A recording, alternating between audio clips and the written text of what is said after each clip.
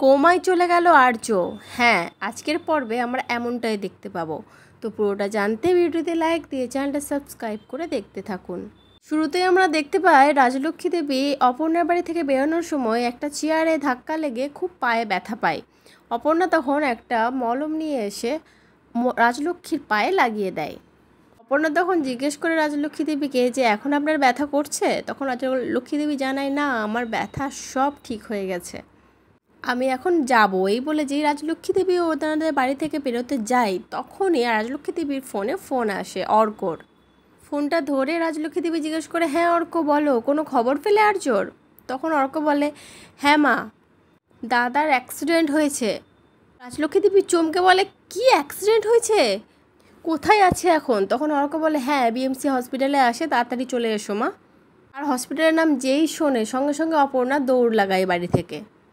অন্যদিকে আমরা দেখতে পাই কিঙ্কর বাইরে ওয়েট করতে থাকে আর্যর কোনো খবর আসবে কি না।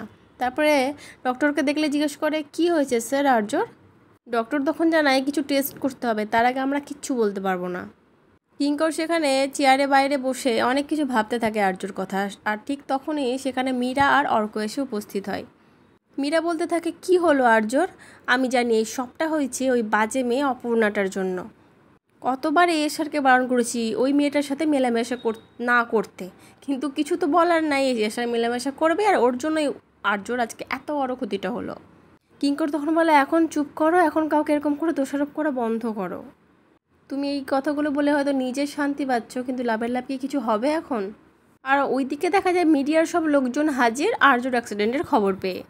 মীরা তখন বলে, আরে মিডিয়ার লোক চলে এসে, এদেরকে কে ইনফর্ম করলো? কিঙ্কর গিয়ে ব্যাপারটা সামলানোর চেষ্টা করলেও পারে না মিডিয়ার লোকগুলোকে সেখান থেকে সরাতে। তারপরে পুলিশকে ইনফর্ম করলে পুলিশ এসে মিডিয়ার লোকগুলোকে বাইরে বের করে দেয় আর আর্যর গেটের সামনে পাহারা দেয়। আর এর মধ্যে সেখানে রাজলক্ষ্মী দেবী এসে উপস্থিত হয়। আর রাজলক্ষ্মী যখনই ঢুকতে যায় তখন পুলিশরা রাজলক্ষ্মী দেবীকে ঢুকতে দেয় না, বলে না, বারণ আছে, কাউকে ঢুকতে দেওয়া যাবে না।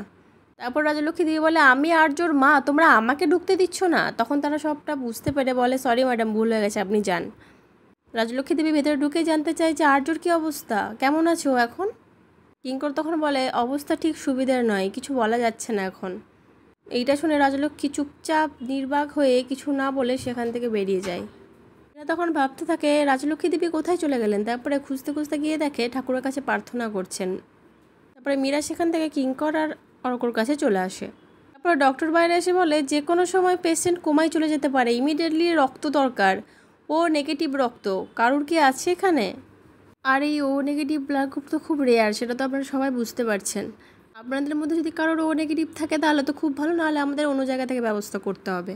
অর্ক মীরা কিঙ্কর নিজেদের মধ্যে বলাবলি করতে থাকেন, আরে না তো, আমাদের তো কারোরই ও নেগেটিভ ব্লাড গ্রুপ নয়। কিঙ্কর তখন বলে, কোনো না কোনোভাবে তো ও নেগেটিভ ব্লাড গ্রুপের রক্ত আমাদের ব্যবস্থা করতেই হবে।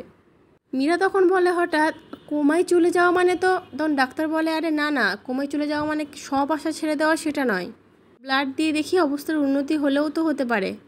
এরপর ডাক্তার সেখান থেকে চলে গেলে কিঙ্কর জিজ্ঞেস করে মীরাকে, ডক্টর সিংহ রয় কোথায় চলে গেলেন, মানে রাজলক্ষ্মী দেবীর কথা জিজ্ঞেস করে। মীরা তখন বলে, বাইরে ঠাকুরের কাছে আর্য স্যারের জন্য প্রে করছেন।